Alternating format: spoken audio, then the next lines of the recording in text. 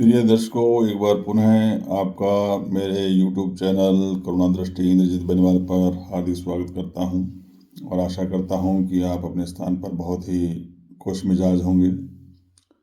आज फिर एक नई वीडियो लेकर के आपके सामने हाजिर हूं। आज विषय थोड़ा सा अलग है, लेकिन फिर भी मैं युवा वर्ग से और विद्यार्थी वर्ग से के साथ उस विषय को जोड़ने का प्रयास करूंगा, क्योंकि जो मेरा प्रयास है वो यही है कि वर्तमान में युवा पीढ़ी हमारे समाज और देश के विकास के अंदर कैसे भागीदार बने, ये मेरा निरंतर प्रयास रहता है। और मैं ये चाहता हूँ कि वो आगे आने वाले समय में एक इस प्रकार की पीढ़ी तैयार हो जो प्रत्येक क्षेत्र में अपना अच्छा योगदान दे सके। तो उससे पहले कि मैं अपना विषय चुनूं, चंद लाइनें आपके सामने समर्पित हैं, क्योंकि कोई भी राह आसान नहीं होती है। मुश्किलें हर जगह होती हैं और उन मुश्किलों से लड़ना ही हमारे जीवन की नियति है। और सही ढंग से अगर उनके साथ निपटेंगे तो समस्याएं भी हल हो जाती हैं। तो समर्पित हैं आपको चंद लाइनें। अमावस किस माह में नहीं होती, अमावस किस माह में नहीं होती, थकावट किस राह में नहीं होती, संसार में कोई बताए तो सही मुझे, संसार में बताए तो सही कोई मुझे, समस्या किस राह में नहीं होती।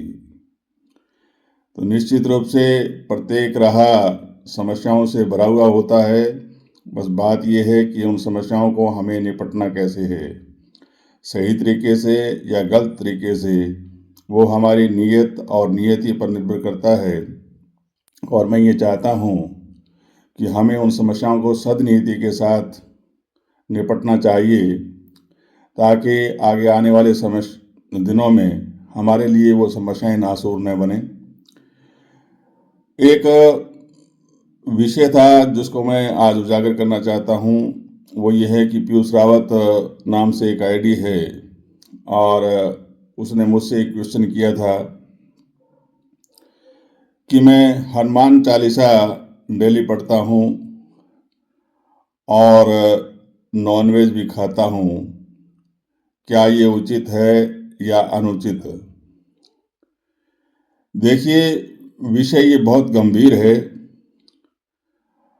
किसी के खान पान पर, वेशभूषा पर या उसकी दिनचर्या उस व्यक्ति के जीवन के अंदर आत्म चेतना के साथ काम करती है।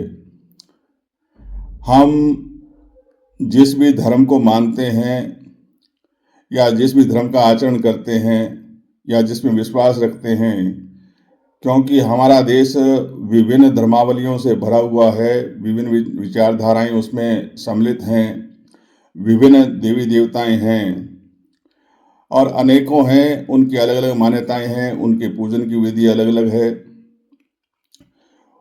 उनके भोग लगाने की विधियां अलग अलग हैं। तो उन सभी विधियों को अगर हम हनुमान जी के बारे में ध्यान करें, क्योंकि आपने हनुमान चालीसा का नाम लिया है, तो जहाँ तक हनुमान जी का संबंध है वे इन चीज़ों से बहुत दूर हैं।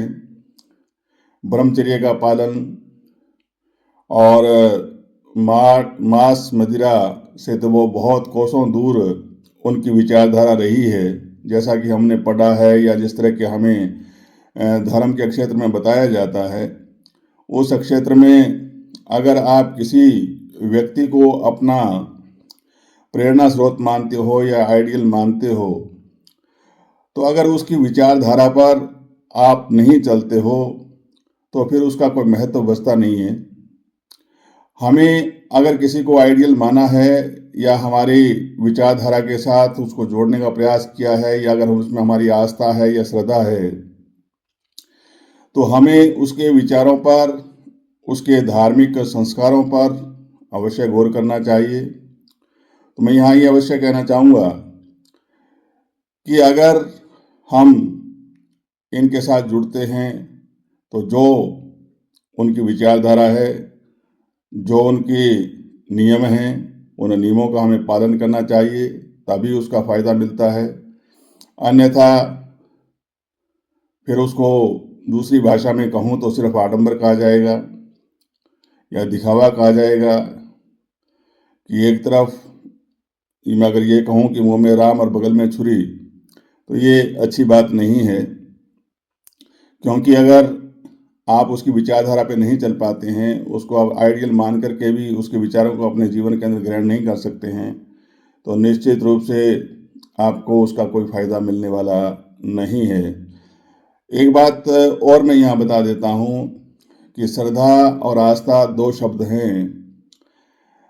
बहुत पहले मैंने एक सारांश एक लेख पढ़ा था और उस लेख में आस्था और श्रद्धा को परिभाषित किया गया था। आस्था अंधी है और श्रद्धा जीवंत है। इसको मैं उदाहरण के तौर पर समझा सकता हूँ कि हमारी मान लीजिए किसी भी, चाहे हिंदू हैं, चाहे मुस्लिम हैं, चाहे सिख हैं, चाहे ईसाई हैं, चाहे बौद्ध हैं, चाहे जैन हैं, कोई भी हैं, हमारी धर्म के प्रति जो आस्था होती है और उस धर्म के बारे में अगर हमसे कोई बुरा भला कहे तो हम सुनने को तैयार नहीं होते हैं, चाहे वो सही बात भी हो, क्योंकि हम उसमें हमारी आस्था है और आस्था से खिलवाड़ अगर कोई करता है तो हम कोई भी सुनने के लिए तैयार नहीं होते हैं। कोई भी नहीं होगा, ये मैं मानता हूँ। लेकिन क्या अच्छा है और क्या बुरा है, इसका विश्लेषण जरूर होना चाहिए। अगर आप विश्लेषण करके किसी बात को सोचते हैं या करते हैं तो निश्चित रूप से किसी भी धर्म के बीच कभी भी कोई टकराव की स्थिति नहीं आती है। और यही कारण है कि आस्था को अंधा बना दिया गया है कि आपने जिस भी धर्म का पल्लू पकड़ लिया, आप उसके बारे में ना अच्छा सुनना चाहते हैं, अच्छा तो सुनना ही चाहते हैं, लेकिन बुरा थोड़ा बहुत भी अगर कोई बोल दे तो भी आप उसके गंभीर परिणाम भुगताने के लिए तैयार रहते हैं। ऐसा नहीं, यानी श्रद्धा जीवित होती है।